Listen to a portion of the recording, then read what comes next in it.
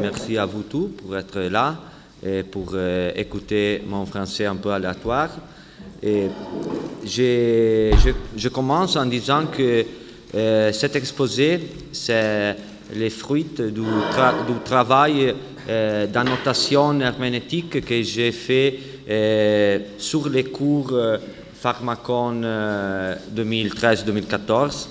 Et en plus, c'est aussi les fruits d'un travail de reconceptualisation de certains concepts de Gilles Deleuze. Et alors, ça représente une sorte de rencontre entre une perspective, que c'est la perspective pharmacologique, et certains concepts de Deleuze, en particulier les concepts des années 80. Comme d'ailleurs j'ai fait dans l'Académie d'été de 2012 et dans un certain point de vue aussi l'année dernière. Le titre, c'est cela. Bon, je commence. Le rêve est toujours et à la lettre une déterritorialisation, c'est-à-dire en suivant une des images les plus suggestives de Deleuze, en déplacement sur place. Cela est vrai à la fois pour les rêves de toutes les nuits, les rêves de Martin Luther King, les rêves littéraires ou cinématographiques et les rêves de Descartes, celui-ci étant les rêves philosophiques proprement dit. Sogno dunque sono, c'est à son tour un détournement je pense donc je suis. Mais c'est aussi les rêves de Hilary Putnam dans Cerveau dans une cuve, dont le titre de cet exposé va être un détournement. Or, le détournement que je propose ici est d'abord une déterritorialisation conceptuelle de la question qui a hanté Putnam de l'origine, à savoir le réalisme.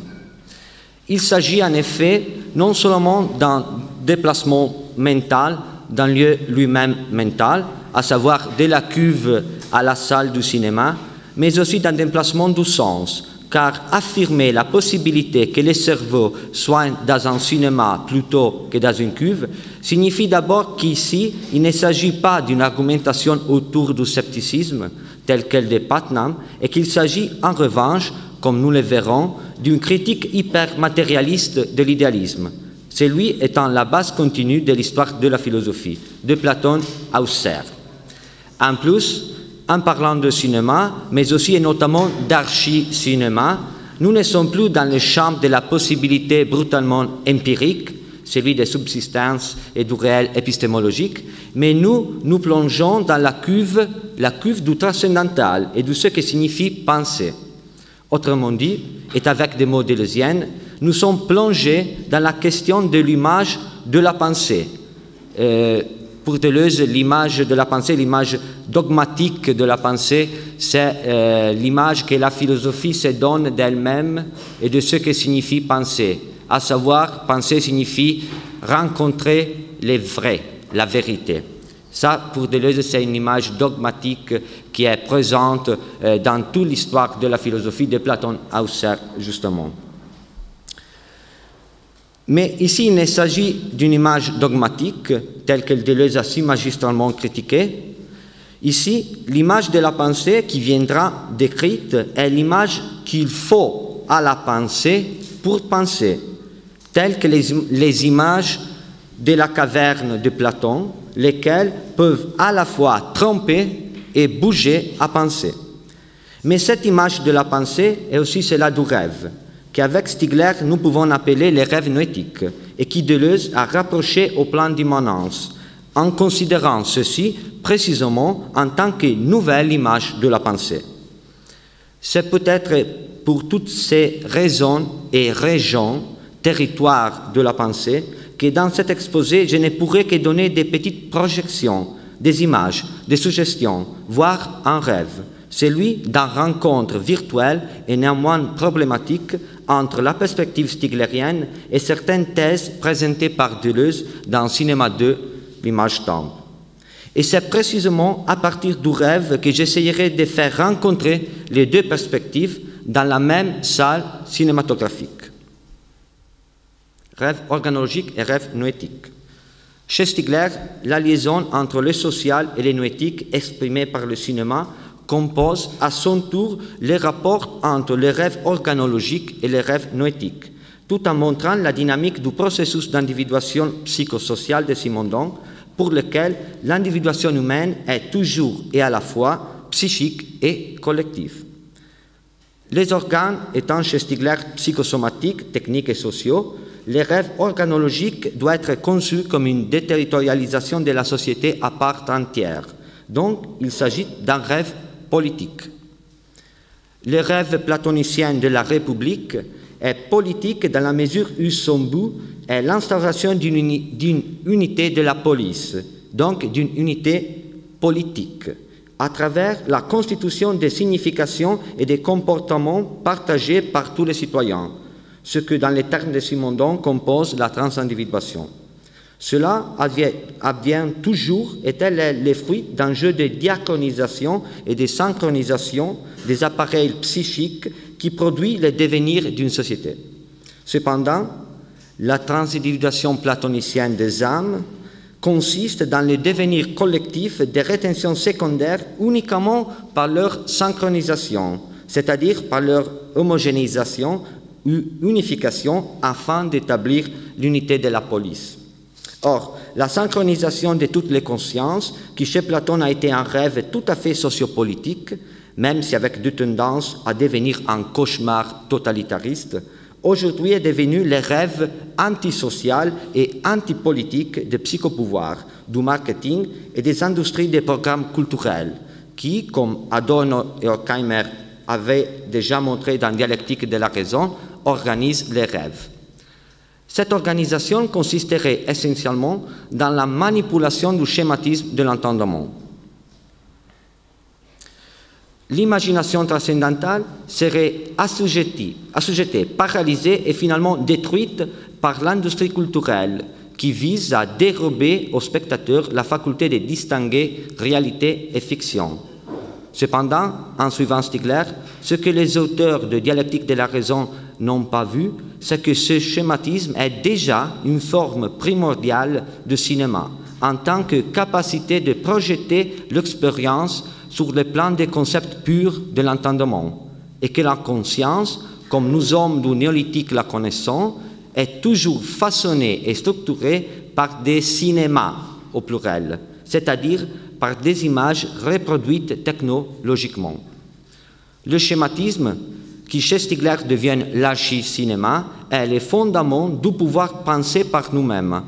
Il est donc le fondament de l'Aufklärung, mais il est aussi ce que le pouvoir de manipulation propre au pharmacone cinématographique peut détruire.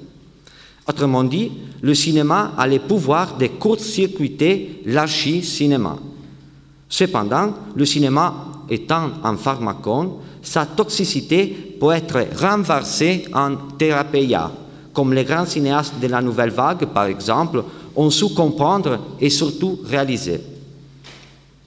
De son côté, sans jamais parler de pharmacone, Deleuze a montré comme certains cinéastes ont réalisé le renversement thérapeutique du risque totalitaire lié aux images du cinéma, mais aussi les risques totalitaires de la télévision et du marketing. Deleuze découvre chez Alain René la stratégie des faux raccords et de réenchaînement comme véritable ligne de fuite par rapport à la représentation idéologique, aux clichés et aux synchronisations des processus de subjectivation. Nous voilà donc projetés sur le plan noétique, dont le rêve est celui de la pensée elle-même. Autrement dit, le rêve noétique est ce qui instaure le plan d'immanence, qui est aussi un plan de consistance, à travers une déterritorialisation de la pensée, à savoir des croyances, des jugements, des clichés, donc de toute forme de stéréotypes. Cette déterritorialisation conduit au surgissement des traumatypes, c'est-à-dire de différences qui bougent à penser. Or, En introduisant la terminologie stiglérienne, il nous faut décrire plus en détail ce qu'on peut appeler sa propre image de la pensée, l'image de la pensée chez Stigler, à savoir, je crois, l'archi-cinéma. Entre l'archi-écriture et l'archi-cinéma, il y a une différence fondamentale, à savoir la différence entre la vie en général et la vie humaine, celle-ci étant ce que Canguilhem a appelé la vie technique. L'archi-écriture, en tant que trace qui anticipe l'opposition entre phoné et grammé, est la vie en général, tandis que l'archi-cinéma est la trace devenue technique humaine comme capacité de projection qui est en nous depuis au moins le paléolithique supérieur. En termes kantiens, l'archi-cinéma est le schématisme de l'entendement, mais que Stigler veut soumis à des conditions technologiques. Autrement dit, si chez Kant, le schématisme est la capacité de projeter des concepts a priori, des catégories, sur la réalité du monde, établissant les conditions de possibilité de l'expérience à travers les trois synthèses d'appréhension, de reproduction et de recognition, pour Stigler, aux synthèses de la conscience se surimpose originairement la synthèse technologique de la rétention tertiaire.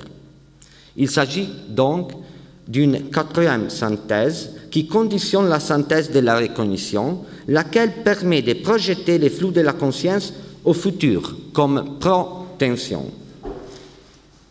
Le schématisme est le pouvoir de rêver comme imagination transcendantale, qui à son tour peut être détruite par la production industrielle des rêves. Pour Stigler, le pouvoir de rêver, en provenant toujours de l'inconscient, est le fruit de l'économie libidinale, qui économise et organise les pulsions, c'est-à-dire les prétentions, en les transformant en investissement de désir. On voit bien la duplicité de l'opération théorico-politique de Stigler qui lie Kant avec Freud. D'une part, extériorise l'imagination transcendantale par les jeux de rétention primaire, secondaire et tertiaire, en soutenant ainsi que le cinéma ne peut affecter le sens interne des milliards de consciences de la planète que parce qu'il structure déjà la conscience kantienne dans ces trois synthèses. D'autre part, il retrouve la source de cette imagination dans l'inconscient, en découvrant ainsi la nécessité de l'économie libidinale au cœur à la fois de la noèse, car elle dirige l'articulation de rétention et de protection, et de la philia, comme principe vital de la police. Cette perspective, à la différence d'Adorno et Horkheimer, est pharmacologique, car elle considère le cinéma en tant que rétention tertiaire, comme constitutif de la conscience elle-même. Cela signifie qu'au lieu d'être uniquement un poison extérieur à l'économie libidinale, qui empoisonnerait la conscience dans sa pureté, le cinéma est son pharmacon. Donc, il contribue à sa formation, à la formation de la conscience, tout en montrant l'impossibilité de cette pureté, de la pureté de la conscience. Du point de vue politique, alors, le cinéma, en tant que projection, peut devenir un remède pour la conscience critique elle-même, car il peut faire voir ce que l'industrie culturelle et l'économie de la consommation occultent, à savoir les malaises sociaux, les contradictions idéologiques et la destruction même de l'économie libidinale. Et il semble précisément cela le rôle des images-temples décrites par Deleuze, qui cependant ne relèvent pas de la phénoménologie ni de la psychanalyse freudienne. Les rencontres entre l'archi-cinéma et les images-temples sera donc sur un autre plan, celui de l'écriture. Revenons alors à Deleuze et à sa conception du cinéma. L'image-temple est souvent lu comme un livre bergsonien, et donc il est connu surtout par le virtuel, le cristal de temple, la pureté du son et de l'image optique, etc. Mais il y a aussi des aspects qui vont au-delà de Bergson et même à lui alternatifs, donc non bergsoniennes, pour utiliser une expression de Gaston Bachelard. Déjà dans les premiers chapitres, on peut trouver des éléments hétérodoxes par rapport au bergsonisme et à la philosophie deleuzienne elle-même. Ces éléments nous permettent de tracer un parcours tout à fait minoritaire dans la perspective deleuzienne. Suivons donc ce parcours, tout en considérant que pour Deleuze, le minoritaire est toujours source de choses très intéressantes, voire révolutionnaires. Tout d'abord, et encore dans une allure bergsonienne, Deleuze nous dit que dans le cinéma, l'image se rend autonome par l'intermédiaire de l'automatisme de son propre mouvement, à savoir le mouvement automatique de l'image. Le cinéma comme art industriel, et c'est ce qu'a dit Simon aujourd'hui, le cinéma comme art industriel attend à l'auto-mouvement, au mouvement automatique. Il faut du mouvement la donnée immédiate de l'image. C'est ainsi que le cinéma parvient à produire un choc sur la pensée, à communiquer au cortex des vibrations, à toucher directement le système nerveux et cérébral. Voici les cerveaux au cinéma, à la fois spectateurs de leur propre projection et premiers acteurs de la théorie de l'empirisme transcendantal, du choc qui bouge la pensée, théorie appliquée au cinéma en tant qu'automatisme technique et spirituel. À ce propos, Deleuze met en relation fondamentale le cinéma moderne et les cerveaux à travers la notion de faux raccord, à savoir la connexion entre deux images privées dans un enchaînement sensorimoteur ou d'un lien spatio-temporel, comme advient dans l'année dernière à Marienbad de René, par exemple. L'absence de lien engendre l'interstice comme dehors qui est situé entre deux images. Si en effet, et je cite, le cinéma dit classique opère avant tout par enchaînement d'images et subordonne l'éco-pour à cet enchaînement, fin de citation, dans le cinéma moderne, l'image est désenchaînée et l'interruption gagne une propre autonomie stratégique. Elle vaut pour soi-même et n'est plus subordonnée à les séries d'images. Deleuze accomplit donc son conception du tout comme dehors, et plus précisément comme interstice, et non seulement du tout ouvert, typiquement bergsonienne, laquelle exprimait un tout changeant qui définissait le montage et par lui la puissance totalitaire de la pensée. Le tout, en tant que dehors, correspond à le entre-deux, ce qui est entre deux images et rend possible la fuite face au cliché ou au schéma sensorimoteur. Il s'agit donc d'une fente qui regarde à la fois le cinéma, la pensée et la politique. D'un point de vue cinématographique, il s'agit d'un photogramme étranger par rapport à la narration et qui engendre un interstice. D'un point de vue politique, il s'agit de la fuite des idéologies totalitaires. D'un point de vue philosophique, il s'agit de quelque chose qui arrive du dehors et bouge la pensée à se réenchaîner. Enfin, d'un point de vue neurologique, ce réenchaînement semi-aléatoire et markovien est celui des synapses, comme Deleuze montre en suivant Raymond Ruyère. Le cinéma, et en particulier le cinéma d'Alain René, est alors à la fois une nouvelle image de la pensée et l'image des dynamiques synaptiques du cerveau. Dans cette perspective, le cinéma de René, comme d'ailleurs Stigler l'a montré, est déjà et toujours le révélateur de l'archi-cinéma, lequel est néanmoins que la façon propre au cerveau d'imaginer et donc aussi de rêver pour commencer véritablement à penser. En suivant le parcours minoritaire annoncé tout à l'heure, nous pouvons observer que dans les premiers chapitres de l'image-temple, Deleuze donne une conception de l'image cinématographique à la fois noétique et grammatologique. C'est une image pure et pourtant tout à fait discrétisée, car il montre les éléments spatiaux dans l'image-temple, en valorisant l'espace plutôt que le temps. Dans ce sens-là, elle se rapproche au concept de rétention tertiaire.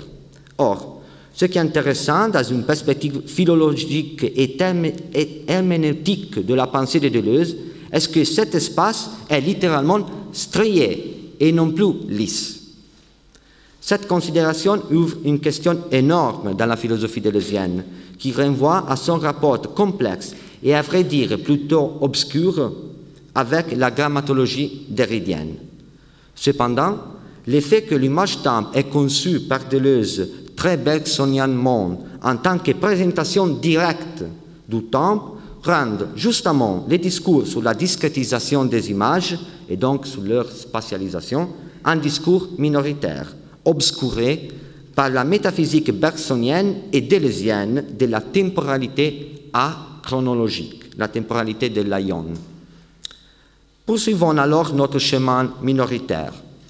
D'abord, il faut rappeler le fait que la nouvelle image, qui est constituée par la situation purement optique et sonore, permet d'élever la banalité quotidienne au niveau de l'événement, en la faisant échapper aux clichés perceptifs et comportementaux qui la gouvernent, et en la montrant, je cite, dans une nudité, une crudité, une brutalité visuelle et sonore qui la rendent insupportable, lui donnant l'allure d'un rêve ou d'un cauchemar.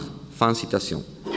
En suivant Deleuze, cette condition onirique est ce que le néoréalisme porte littéralement alors toujours, par l'intermédiaire de son acteur, qui, je cite, enregistre plus qu'il n'est réagi, qu'il est livré à une vision. Fin de citation. Cependant, la pureté de l'image est mise en question par la pluralité des signes qui la travaillent. En même temps que l'œil la cède en fonction des voyances, les éléments de l'image, non seulement visuels, mais sonores, entrent dans des rapports internes qui font que l'image entière doit être lue, non moins que vue, lisible autant que visible. Si le film que nous bouge à penser se présente comme un texte, nous dit Deleuze, Deleuze dit que le film se présente comme un texte, c'est parce que l'image-temps est à la fois lisible et pensable. Elle est discrétisée, elle est écrite. Ce qui est trop souvent refoulé dans les commentaires consacrés à l'image-temps est précisément le rôle des lectosignes qui permettent de lire l'image à travers la spatialisation du temps qu'elle présente.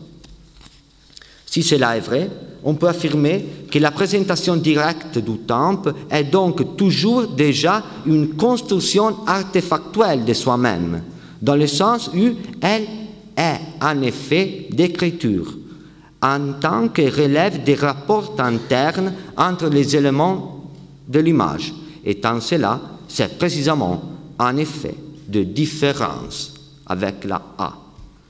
L'image purement optique et sonore, en réalité, est donc composée par des rapports temporels, chromatiques et topologiques qu'il faut déchiffrer et comprendre progressivement, tout comme dans l'acte de lecture, et pas instantanément comme dans la perception.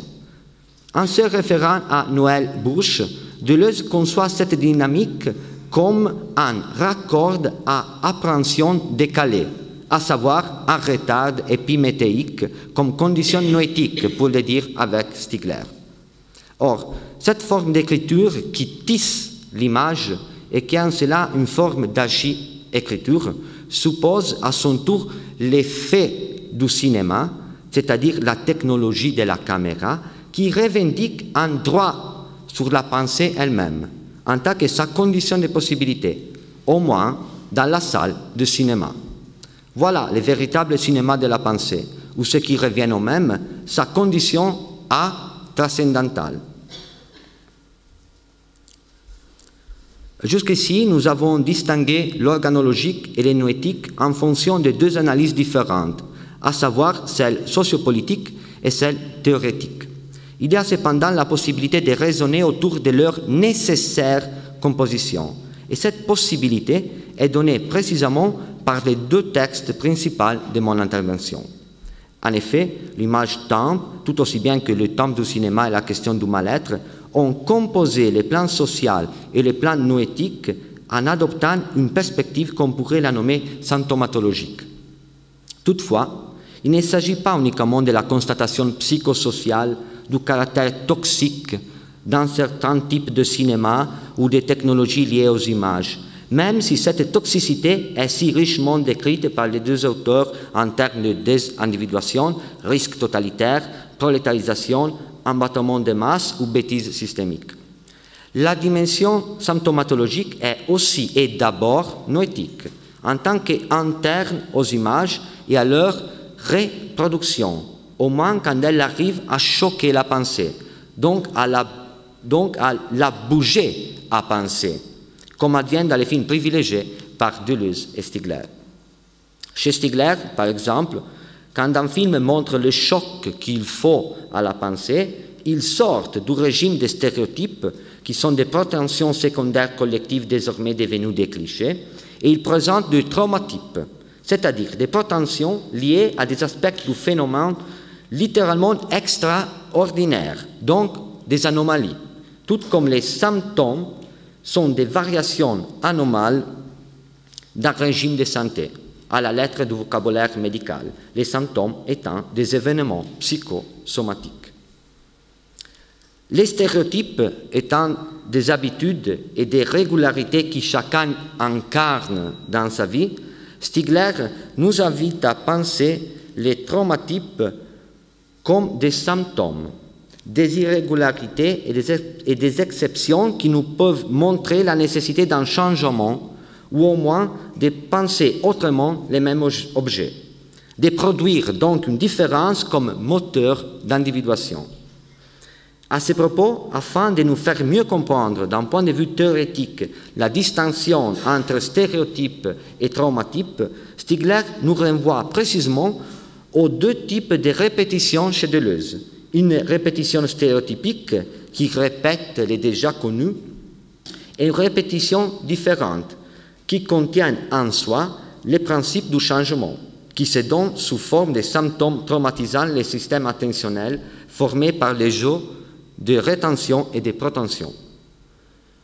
En revenant à Platon et à son rêve de synchroniser intégralement les âmes des citoyens, on peut maintenant affirmer que si la formation du transindividuel est toujours un compromis entre traumatypes et stéréotypes, la synchronisation est d'abord un refoulement de tout caractère traumatypique, refoulement finalisé en l'instauration d'un seul usage des significations issues de la transindividuation. Or, Stigler nous montre que du proto-totalitarisme platonicien au totalitarisme du XXe siècle et au néo-totalitarisme induit par le neuromarketing et les technologies numériques, la synchronisation n'a fait que s'étendre et se perfectionner de plus en plus. L'effet majeur de la synchronisation étant la perte d'individuation généralisée, et l'individuation étant toujours psychique et collective, à la fois du je et du nous, il arrive que les malaises affectent soit les individus psychiques, soit les individus collectifs, et par là affectent la possibilité même de la transindividuation, dont les significations créées par elles donnent lieu au notre milieu pré-individuel, c'est-à-dire dans le sens de Simondon à l'être. Donc, ce que la synchronisation affecte, en l'affaiblissant, c'est néanmoins que l'être en tant que tel. Je cite de la technique de temps 3. Ce temps de désindividuation, dont l'affirmation individualiste est à la fois l'indice de frustration et la dénégation, est une époque où la question de l'être devient la question d'un mal-être. Nous pouvons retrouver cette généralisation du malaise, généralisation théorique dans la mesure où le malaise est celui de l'être en tant que tel, généralisation qui est donnée comme une symptomatologie par Stigler, aussi chez Deleuze, et en particulier dans ses analyses du cinéma d'Antonioni, lequel, à travers ses films, il nous montre comme Eros est tombé malade. Si nous sommes malades d'Eros, disait Antonioni, c'est parce que Eros est lui-même malade. Et je vais à la fin de la citation. Pour Antonioni, il n'y a pas d'autre maladie que chronique. Chronos est la maladie même. Mais pour montrer cette maladie du temps, cette maladie qui est le temps, et donc pour montrer le temps même par l'intermédiaire des chronosignes, Antonioni a besoin de lectosignes. Les chronosignes ne sont pas séparables de lectosignes, qui nous forcent à lire dans l'image autant de symptômes, dit Deleuze, c'est-à-dire à traiter l'image optique et sonore comme quelque chose de lisible aussi. Pour cette raison, les acteurs d'Antonioni doivent devenir des visionnaires, des acteurs médiums, face à et je cite Deleuze, face à une civilisation du cliché où tous les pouvoirs ont intérêt à nous cacher les images, à nous cacher quelque chose dans l'image. Fin de citation. Ce qui est caché par les clichés, ce sont les traumatypes qu'une symptomatologie des images doit savoir lire et donc expliciter comme vecteur de déterritorialisation. Et ça, c'est la conclusion.